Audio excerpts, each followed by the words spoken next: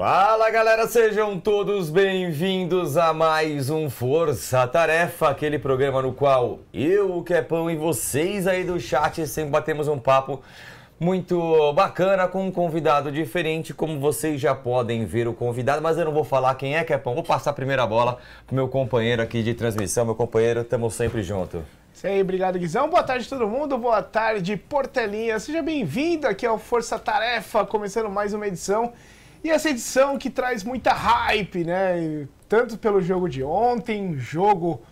Olha, eu diria que foi um dos jogos, assim, que a gente viu que realmente mostrou como a FaZe está redonda, né? Sim.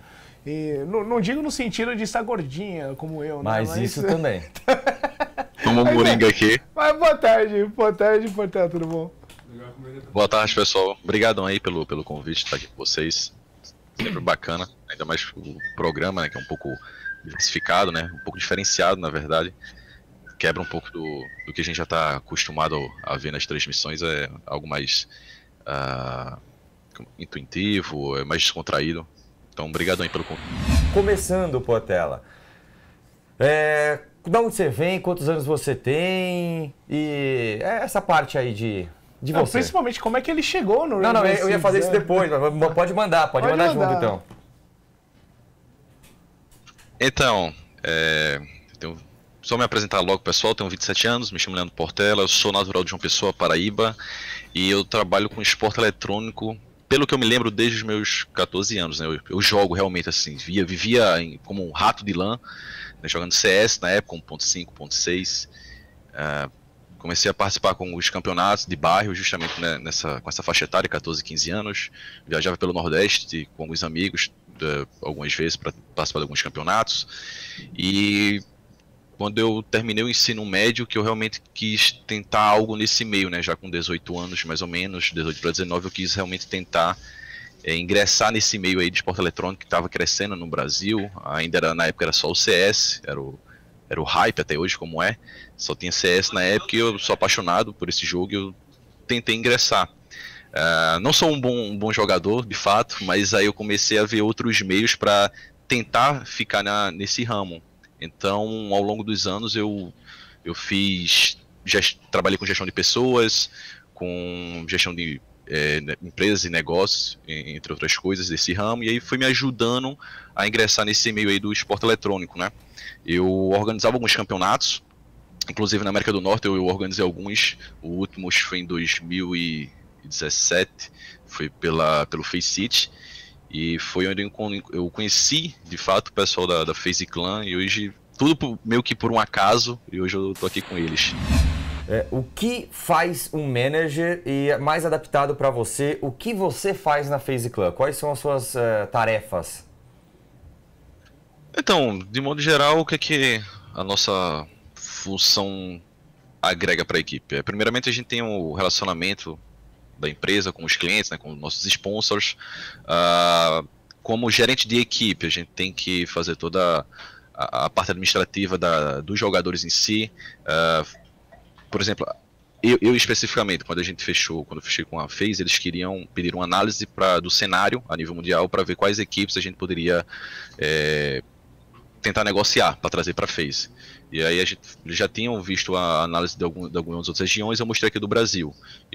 E aí pegamos duas equipes de cara para negociar e fechamos com os garotos da Team Fonte. Então assim, a gente faz toda a análise de mercado, digamos assim.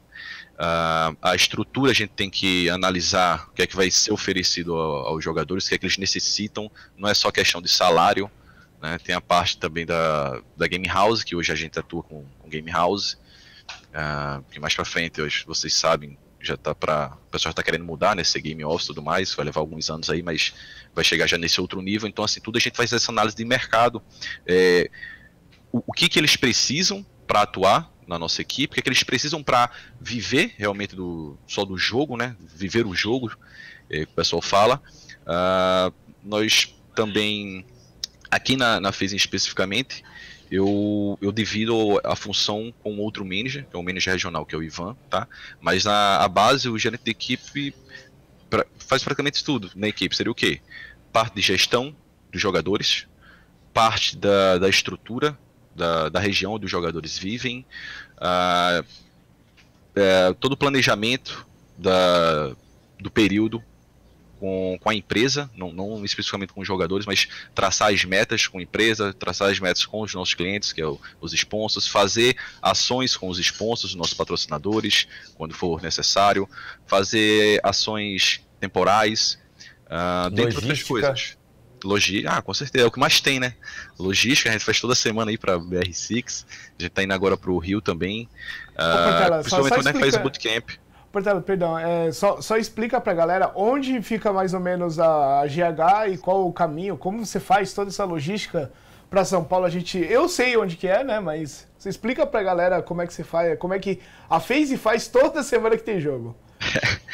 Porque assim, quando a gente entrou aqui na região da Latam, pro Brasil, nós não tivemos tempo de vir a São Paulo, porque ninguém era daqui. Não tivemos tempo de vir a São Paulo realmente já buscar uma GH próxima do estúdio, que fica em São Paulo. Então hoje a gente está localizado em Campinas. Foi uma decisão estratégica, porque a gente tem algumas pessoas aqui que nos davam um apoio, um suporte, a princípio, caso precisássemos de alguma ajuda. Então ficou mais fácil a gente vir para Campinas, e temos um apoio de algumas outras pessoas conosco. Então assim, todo jogo, todo dia que temos jogos na BR6, a gente vai de van para São Paulo e de volta no mesmo dia. Mas já tá mudando, né? A gente tá se mudando agora para o início do ano já para São Paulo também, ficar mais próximo.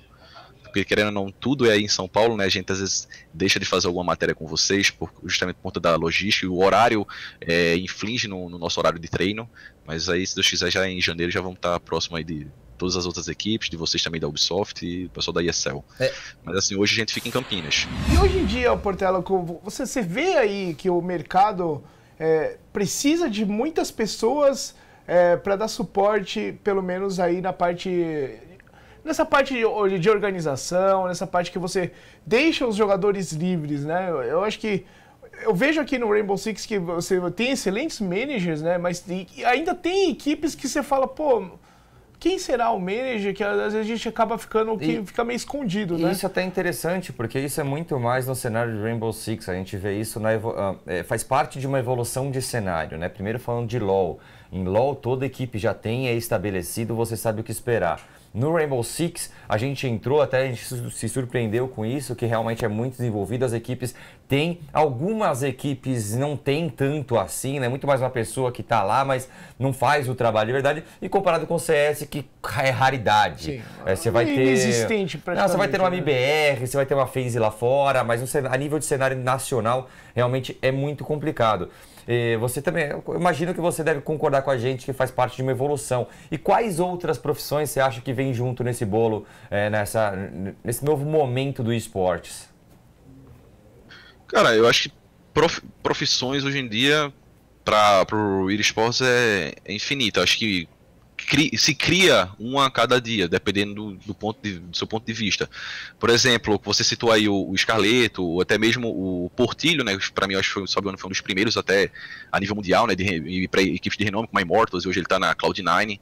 Eu acho que, se não me engano, é ele que gerencia todas as mídias sociais da Cloud9. Então, assim, não tem...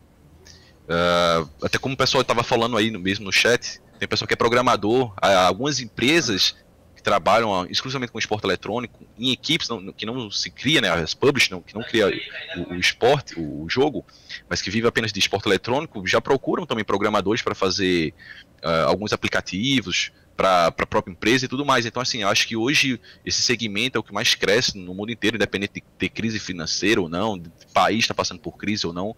Eu acho que o que mais cresce, todo mundo joga videogame, todo mundo gosta de jogar, independente da idade, seja novo, seja novinho, adolescente, até mesmo idosos, como minha própria avó, quando era viva, gostava de me ver jogar, tentava. Você ia falar a gente, né? Não, vocês são mais novos do que eu. Fica tranquilo que é mais novo do que eu. Eu tenho 27 anos, tem nem 25 ainda, ó, essa carinha. Pão tem 38. Se você tivesse que resumir, falar um pouquinho dessa convivência com os jogadores, como é cada um? Quem é o bagunceiro, o piadista, o mal-humorado, como é que é aí? Pô, mal-humorado precisa nem falar, né? Mavão. Engraçado é o Astro. O câmera também é muito engraçado, só que o câmera é muito ingênuo. Às vezes a gente fala alguma coisa e ele acredita. eu não me lembro o que foi, a gente tinha comentado. A gente tava falando agora, a NORA teve um problema, né? Alguns players deles estão com problemas para vir pra Pro League agora no Rio. A gente não sabe como é que vai ser. Saiu o visto. Saiu? Saiu. Pronto. Aí, nessa época, a gente soltou aqui, putz, a NORA não vai. Então, mesmo pela tabela, a Liquid, se não me engano, ficou em quarto ou quinto. Mas os jogadores vão pra lá, né? Já foram anunciados e tal, foram campeões e o pessoal tá indo pra lá. Fazer a sessão de autógrafos e tudo mais. A gente falou, putz, a Ubisoft já tá mandando a Liquid pra lá porque eles vão substituir. Ele acreditou. Tem brincadeira. Ele acredita em tudo que a gente fala. Ele é muito leso, mano. É muito besta. Aí ele, fui ver aqui no site, não saiu nada disso. É muito engraçado. A gente faz muita pegadinha com câmera. Todo santo dia tem alguma coisa pra ele acreditar. Pergunta se o fato do Temper ser brasileiro facilitou a negociação com a atual FaZe. Pra quem não sabe, o dono da FaZe é brasileiro. Um dos, né? Um dos sócios lá, ele é brasileiro. E facilitou realmente, ô Portela? Tem esse lado ainda na equipe da FaZe, de que um dos donos é brasileiro, então tem aquele carinho a mais pelo povo? Assim, o Temper, né, o Thomas, ou Tommy, como o pessoal chama lá, ele é um dos fundadores, de fato, ele é o único brasileiro, né, dos fundadores ele é o único brasileiro. Eu não posso falar assim se ele teve um peso na decisão, mas com certeza era uma vontade própria dele de ter, sim, uma equipe brasileira. Só que assim, referente à parte de esportes, não é ele que toma essas decisões, né? Ele só foi um dos fundadores, mas hoje quem fica à frente é uma outra equipe. Mas a gente sempre ouve ele vai vir inclusive para o Rio, tá? Ele tá para vir para o Rio aí para as finais da Pro League. E assim, com certeza, isso era uma vontade muito grande que ele tinha e o pessoal leva em consideração, afinal, o cara é uma lenda, né? Foi ele um dos criadores da FaZe Clan, então, querendo ou não, sempre tem importância a opinião dele. O que você achou desse formato do Brasileirão? Primeiro de longo, né? Um campeonato de 10 meses. Aí depois vem esse formato de empate. Primeiro são duas MD1, que na verdade é uma MD2.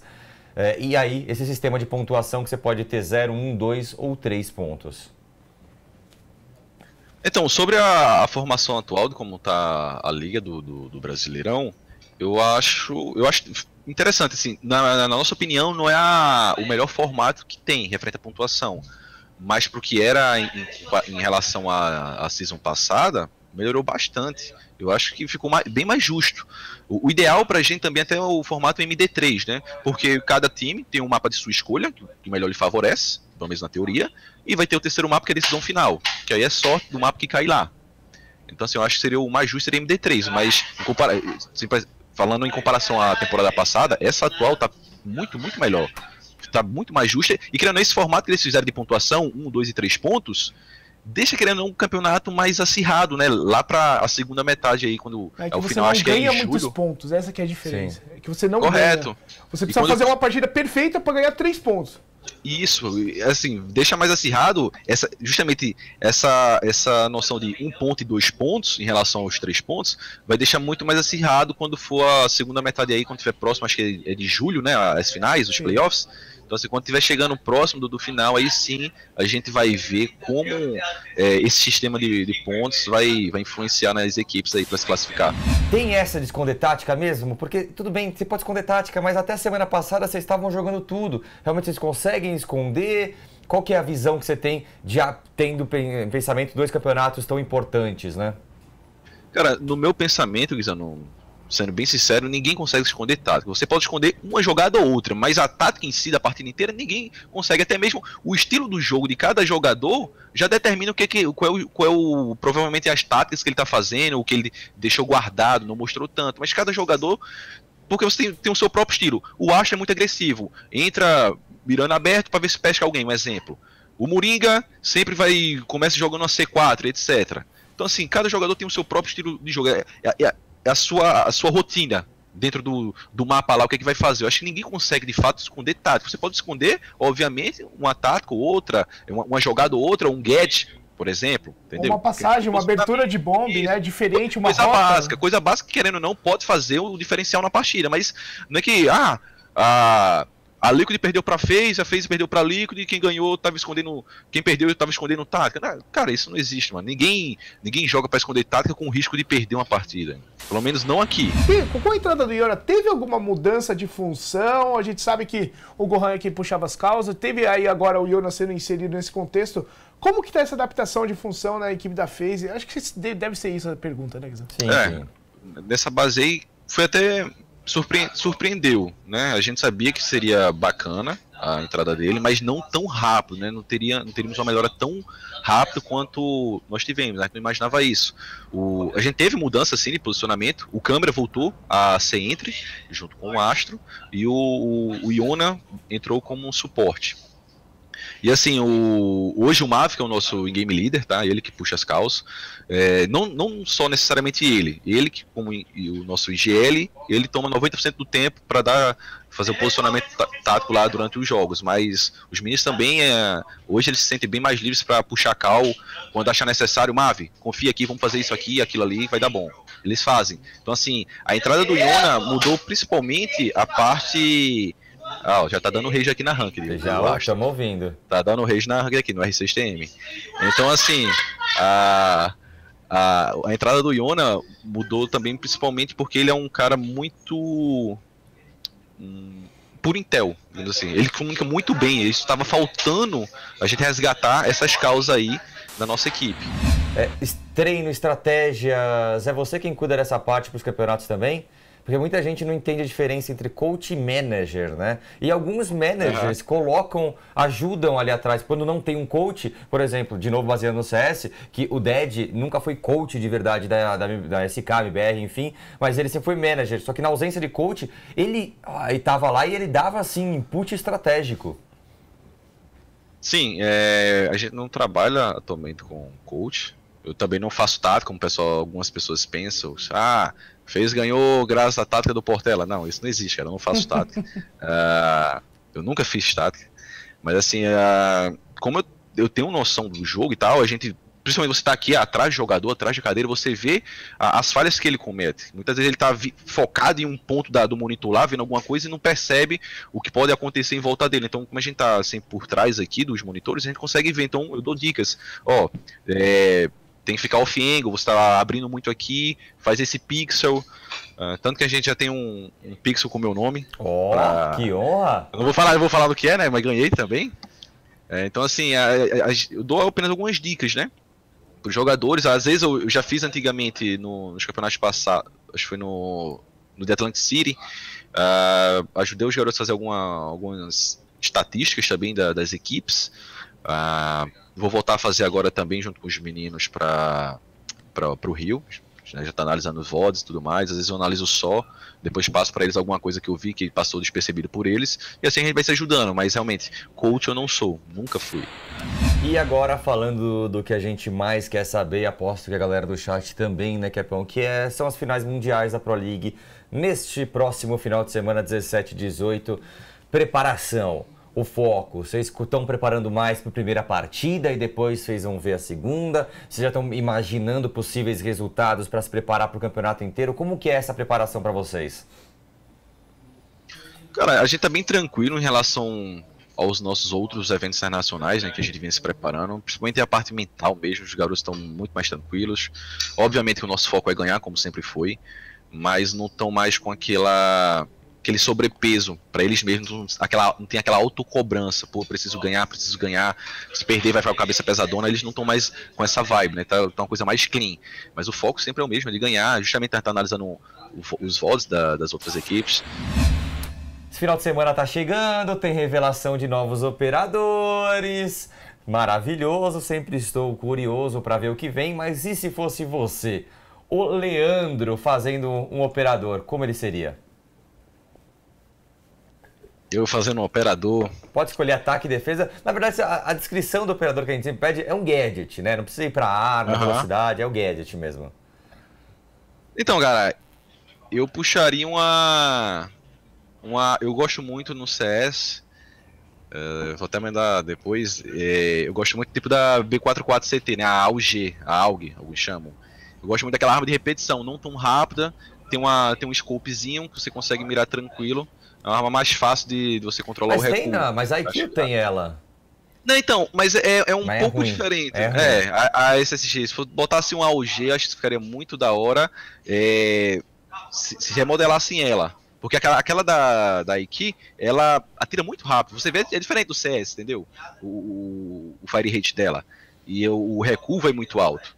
Eu acho que se pudesse ser uma mais equilibrada, seria mais tranquilo. E Get, cara, eu acho que eu tenho até comentado já com os meninos, eu acharia interessante colocar um novo Get que quebre a parede tanto reforçada quanto barricadas dos castles à distância, mas não como a Ribana, que você tem que esperar e dar tempo de uma pessoa destruir, como fosse o do Sled. Um gancho. Sabe que a SWAT usa nos Estados Unidos? Um gancho, ele solta uma bazuca literalmente, que é um gancho e puxa, arranca tudo.